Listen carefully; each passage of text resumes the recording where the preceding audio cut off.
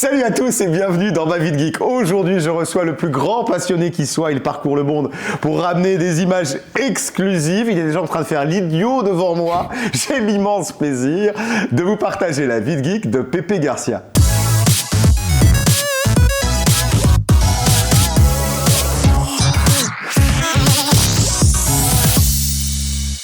Bonjour Pépé.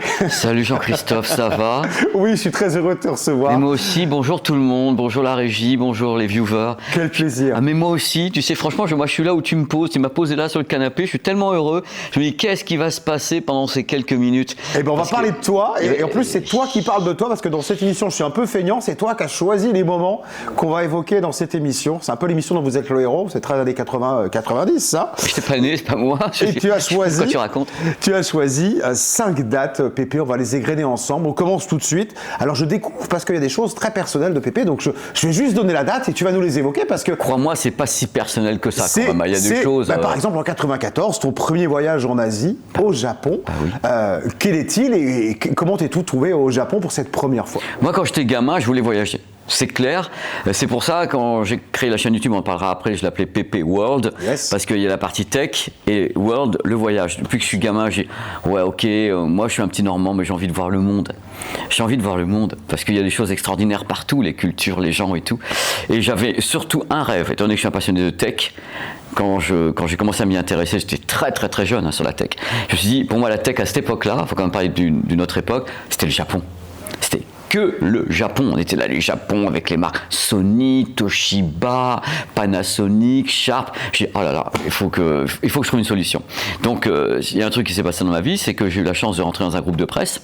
J'ai tapé aux portes et je suis rentré dans un groupe de presse qui m'a dit, ok, en plus, tiens, c'est super, tu as été élevé en espagnol, tu parles très bien anglais, et le premier voyage qui va se pointer pour que tu fasses un reportage, tu montes dans l'avion. Et en 94, on m'a proposé d'aller voir Panasonic à Tokyo. Et moi, j'étais tout jeune, mais et puceau, oui, tout jeune. Et je dis, ah bah tiens, voilà une occasion extraordinaire de faire quelque chose. Et je suis parti au Japon en tremblant. Je tremblais de partout avant de monter dans un avion de grande taille que j'avais jamais fait de ma vie, des trucs comme ça. Et j'ai découvert le Japon et j'ai pas été déçu du voyage. Mais c'était un moment tellement génial parce que quand on peut plus revivre dans sa vie quelque chose qui est une première fois. Tout à fait. C'est impossible. Là, quand la porte s'est ouverte, donc à Narita, je dis. J'étais super jeune, au moins j'ai réussi ça dans ma vie. Je dis, il peut se passer des choses maintenant, mais moi j'ai réussi ça. Et j'étais heureux, et puis j'ai pas dormi pendant 3 jours. Parce que c'était un voyage professionnel du coup. Oui, c'était pro. T'étais déjà en reportage. En reportage, mais j'ai pas dormi pendant 3 jours parce que je voulais tout voir dans les rues, tout ça, donc je dormais pas. Et à l'époque, il y avait pas de, on va le dire, pas de smartphone. Donc les gens de Panasonic m'avaient laissé des Japonais dans le hall de l'hôtel. Chaque fois que je descendais, il y en avait un qui m'accompagnait parce qu'ils n'avaient pas que je me perde. Et pendant 3 jours, les gars, ils étaient au Prozac. Hein. Et l'autre, il pensait qu'ils allaient se coucher. Non, une demi-heure après avoir pris la douche, il est de retour. Il veut revoir tel quartier. Et pendant 3 jours, j'ai pas dormi. J'étais heureux, mais heureux. Et depuis, c'est une histoire d'amour entre le Japon et moi. Et l'Asie, parce que moi, c'est de l'Asie dont je rêvais. J'aime beaucoup les États-Unis, mais c'est l'Asie dont je rêvais. L'Asie, toute l'Asie. La Chine, Hong Kong, machin, truc, toute l'Asie. Et du coup, je disais au début, je parlais de technologie et de voyage, c'est évidemment pour moi ce qui te définit le plus quand on regarde ton travail. 95, une année après, avec vraiment un début de carrière de journaliste professionnel, avec la presse qui t'ouvre les portes pour que tu parles de ta passion. C'est plutôt sympa de se dire qu'on a un truc dont on a envie de parler et que ça devient son métier. Tu sais, je te parle de ça à tous mes potes, c'est vrai qu'on se souhaite tous d'arriver à faire un métier qui soit ta passion d'enfant. Moi, c'est vraiment une passion d'enfant. Moi, j'aime la langue française, donc en même temps, j'ai eu un doc de philo, des trucs comme ça pour écrire. Donc j'aimais donc la tech, ça commençait très jeune, et je voulais écrire parce qu'à l'époque, ça peut paraître con, mais à l'époque, en 95, on n'était pas question de faire une vidéo, il n'y avait pas YouTube. Il faut quand même qu'on se mette ça dans la tête. Moi, je suis vraiment, c'est mouf. Et moi, donc, chercher les années laser, je me souviens. Moi, j'ai travaillé aux années laser également. C'était magnifique. Moi, j'ouvrais ce magazine glacé là, et c'était. J'ai travaillé aux années laser, j'en suis très heureux. Ils m'ont appris beaucoup de choses. Et j'étais dans des groupes de presse et j'ai écrit, j'ai testé des produits, tout type de produits, télé, caméscope, machin. Il n'y avait pas de smartphone à l'époque, n'oubliez pas. J'ai testé des lecteurs de DVD. Les premiers lecteurs de DVD, je les testais en France. On avait fait le premier papier dans les années laser sur le premier lecteur de DVD. Donc c'était fou parce que moi j'ai commencé ma carrière très jeune. J'étais limite dans l'égalité, non pas vraiment, mais j'ai commencé très jeune. Ah ouais, faut le dire. J'ai commencé très jeune ma carrière et parce parce que je suis une tête brûlée, moi j'ai foncé, et puis il y a des patrons qui ont dit, ah, celui-là, si on le canalise un peu, on va y arriver. Moi, j'étais là, c'est incanalisable. Le mec complètement fou. Mais bon, ils se sont bien marrés. Et donc, pendant des années, j'ai écrit dans des magazines dont je suis très très fier. C'est le groupe de Nouvelle Revue du Son, IFI Vidéo, des magazines comme ça, toujours les années laser. Après, le groupe a été racheté par un autre groupe. Dans ce cas-là, il y avait Studio Ciné Live qui était dans l'entreprise. Il y avait des tas de trucs comme ça. J'ai été très très heureux. Vraiment super heureux. Parce que j'ai appris des tas de choses. J'ai voyagé, j'ai rencontré des gens, des cultures, des produits, des façons de faire entre l'Asie, le Japon, ça fonctionne pas de la même façon, enfin l'Asie, la Chine, le Japon, la Corée du Sud. J'étais très très heureux parce que je voulais communiquer avec les gens. Je vis jamais les choses pour moi, je le vis pour les autres. Et donc tu partages bien évidemment. Moi, tu nous emmènes avec toi. J'emmène. Tu nous emmènes avec non, mais je fais pas ça pour moi. Moi je rentre, oh là là, comment ça va se passer de l'autre côté. Je veux que les gens, et c'est pour ça que je fais la double cam en vidéo des deux côtés. Quand je suis là, on voit les deux côtés. Moi je prends les gens par la main. Je fais ça tout le temps. C'est exactement ce que je veux dire. Moi tu me prends par la main quand je regarde tes vidéos. Voilà, depuis des années, moi ce qui m'intéresse c'est les gens. C'est les gens qui soient à mes côtés, que ce soit pour un reportage tech ou bien pour un reportage dans des villes, dans des pays. Ce qui m'intéresse, c'est que les gens soient avec moi.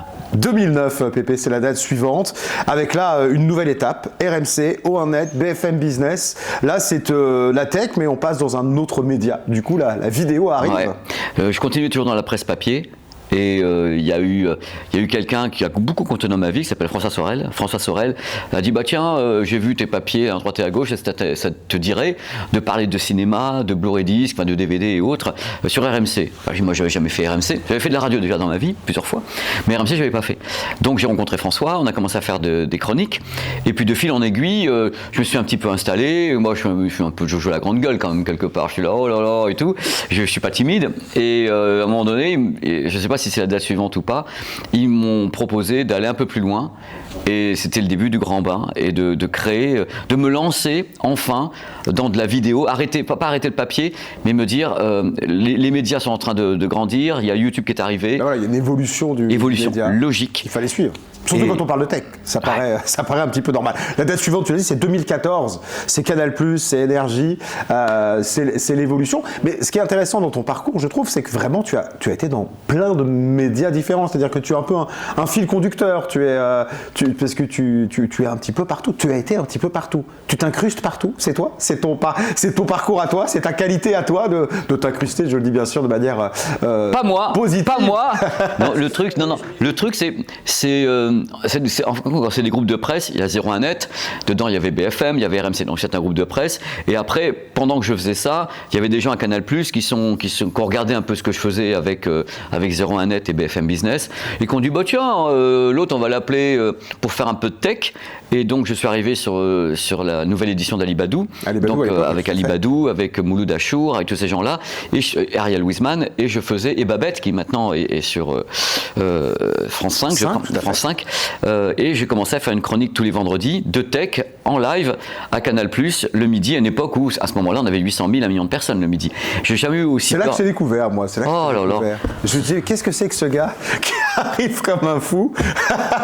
C'est là que je t'ai découvert, moi. Moi, j'ai fait des grosses conneries avec eux parce qu'ils m'ont laissé tout faire. Ils m'ont laissé tout faire dans l'esprit Canal, l'esprit les nuls. Je pouvais arriver habillé en Mozart. Mais oui, tu étais complètement. J'ai fait voler des drones à l'intérieur d'un studio, des gros porteurs, en gueulant, c'est Diane bien fou avec tout le monde qui était mort. Mais franchement, c'était un moment incroyable parce qu'on créait, on s'amusait, on ne cherchait pas autre chose. Et en même temps, quand j'étais donc à Canal+, j'étais en même temps à Énergie, avec Energy Games. Oui, Energy Games, à l'époque. Energy Games, donc j'avais 3-4 employeurs en même temps, tu as raison. Mais oui, c'est assez original dans les carrières, on peut le dire que c'est pas souvent le cas. Il y a des groupes qui sont pas forcément copains et tu arrivais à être un peu partout, quoi. J'ai de la chance. Tu étais devenu le monsieur tech, c'est ça? Non, c'est que j'ai de la chance. De la chance. Moi, je crois que c'est de la chance. C'est la chance d'avoir eu des gens qui, malgré tout, ne faisaient pas la guerre entre les médias. Oui. Et puis à un moment donné, tu sais, quand tu commences à être un peu visible, les gens, ils sont là, ils disent, oh là là, bah celui-là, je le prendrais bien et tout. Et puis ça va de fil en aiguille. Le tout, c'est. Enfin, moi, j'aime beaucoup travailler avec plusieurs groupes parce que c'est plusieurs façons de fonctionner. C'est plusieurs façons d'avoir des techniciens, des machins. Donc j'apprenais de chacun. Et moi, je suis monsieur Puzzle, donc j'avais tous les. Et puis je rassemblais, ça va faire mon expérience, c'est mon bagage. Savoir comment fonctionnait BFM ou Canal+, ou Énergie. Et j'ai emmagasiné tout ça. Moi, je suis une éponge. J'emmagasine les choses et puis après, je retrie mon truc et ça fait mon expérience. Et j'étais très très heureux. Je peux pas avoir été plus heureux. J'ai pas un regret dans toute la carrière. Pas un truc où je dis, j'aurais pas dû. tous les endroits où je suis allé, même si je me suis ramassé quelques fois, parce que attends, là, je suis en train de faire Alice au pays des merveilles, mais il y a eu des trucs où je suis parti en pleurant des plateaux, tellement j'avais l'impression d'être une grosse merde qui pue. Des trucs où ça n'a pas fonctionné, où j'ai pas été à la hauteur, ou ci ou ça, et des gens étaient très indulgents avec moi. Très indulgents. Certaines chroniques n'ont pas fonctionné. Oui, moi je me rappelle de 3 chroniques à Canal où je suis sorti en disant waouh. Et puis t'as les mecs qui se pointaient, le prod, et t'inquiète pas Pépé, t'as fait 10 émissions avant, c'était bien, c'est là ça fonctionnait pas, c'est tout quoi. Ils m'ont pas tenu rigueur, mais waouh, à Énergie aussi, j'ai fait 2-3 trucs, j'ai dit oh putain, si j'avais pu faire mieux, j'aurais fait mieux quoi, tu vois. Tout n'est pas rose.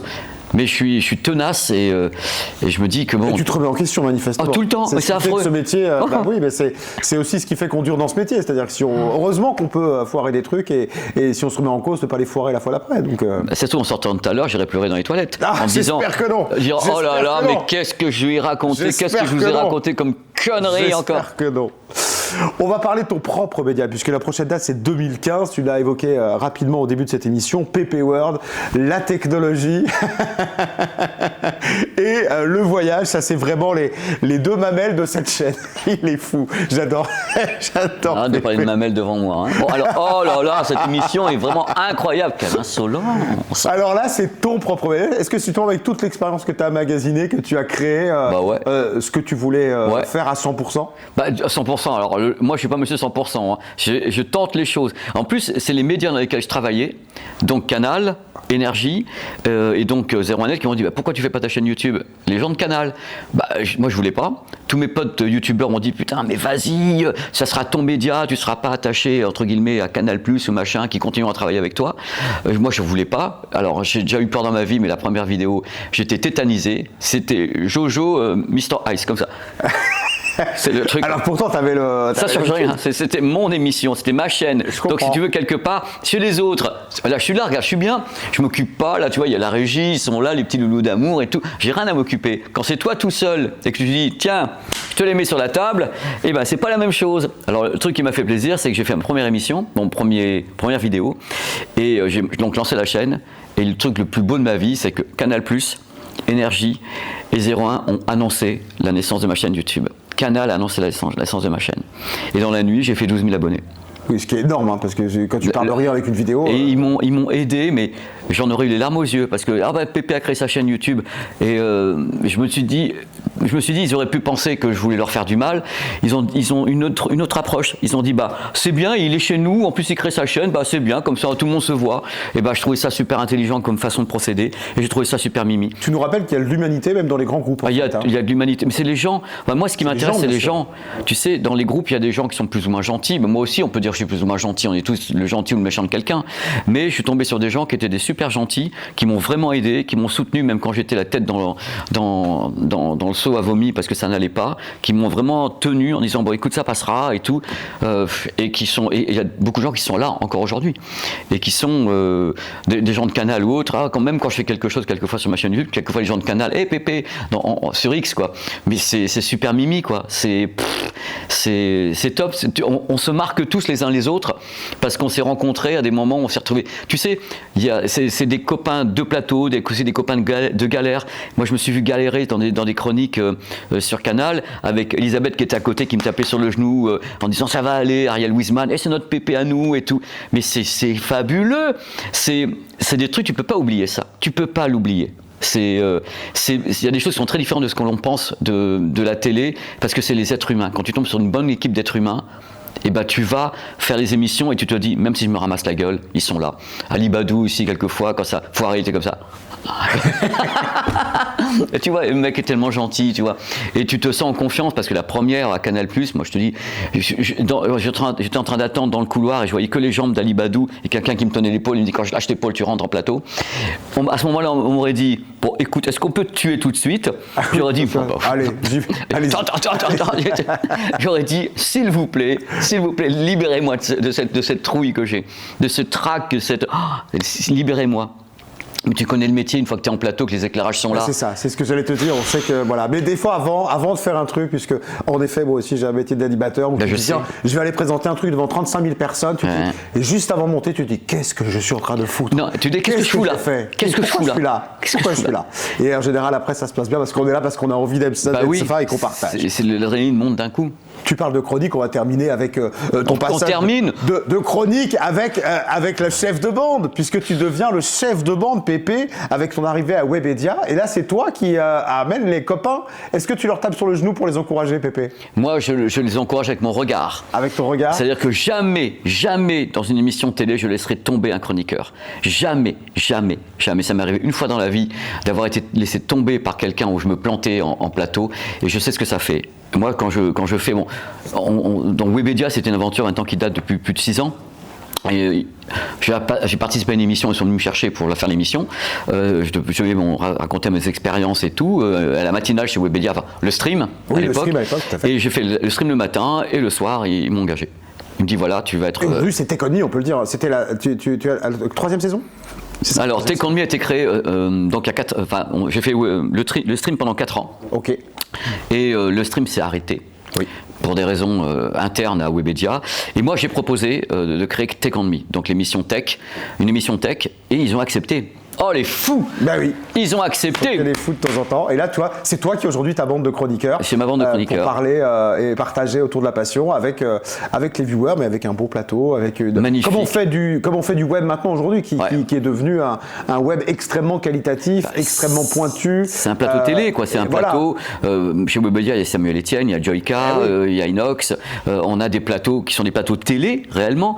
Et Take On Me, en fin de compte, c'est une bande de potes, c'est une revue de presse où j'ai des gens formidables qui viennent, le journal du geek, les numériques, qui viennent de partout, et tous les 15 jours, on décrypte l'actualité, donc avec des chroniqueurs fous. Il y a Conquerax aussi, quelqu'un de très connu dans le monde du gaming. Quel passionné. Ah, il est formidable. Et toutes les semaines, on change de casting par rapport à l'actu. Il y a Amandine qui reste souvent là, et c'est Kotaksu. Mais c'est un régal parce que, encore une fois, c'était une question de confiance. Moi, quand j'ai proposé Take On Me, je me suis dit, de toute façon, ça va, je vais me faire retoquer, mais alors de ouf. Ils ont dit, ok, banco, on le fait. On le fait. Donc ça atterrit sur ma chaîne YouTube ainsi que Twitch et JVTech, qui fait partie de l'entité jeuxvideo.com. C'est un bonheur. C'est un bonheur parce qu'on bosse en famille. Moi, dans les techniciens, c'est les mêmes qui étaient sur le stream. Moi, j'ai besoin de travailler en famille. Je suis comme ça. Il y a des nouvelles personnes quelquefois, mais si on me dit une émission, même je ne connaîtrais pas, on va créer une émission, mais tu as ces gens-là qui vont bosser avec toi, donc les techniciens. C'est la famille, j'y vais. Eh bien écoute, on va rester sur cette belle idée du bonheur et de la famille. C'est bien ça pour conclure ton émission, ça te convient? Je pense que c'est l'invité le plus insupportable que j'ai reçu. Voilà, ingérable. Merci Pépé. Tu viens pour te faire insulter ici, mais quelle insolence. Mais arrêtez de regarder ces émissions. Mon Jean-Christophe, des bisous à tout le monde. Merci Pépé, c'était génial de t'avoir. Ma chaîne YouTube, c'est Pépé World. C'est là qu'il faut aller, il y a plein de vidéos, c'est super sympa. Je suis le mec le plus sympa de la planète. N'écoutez pas, lui, il connaît rien du tout. Au revoir.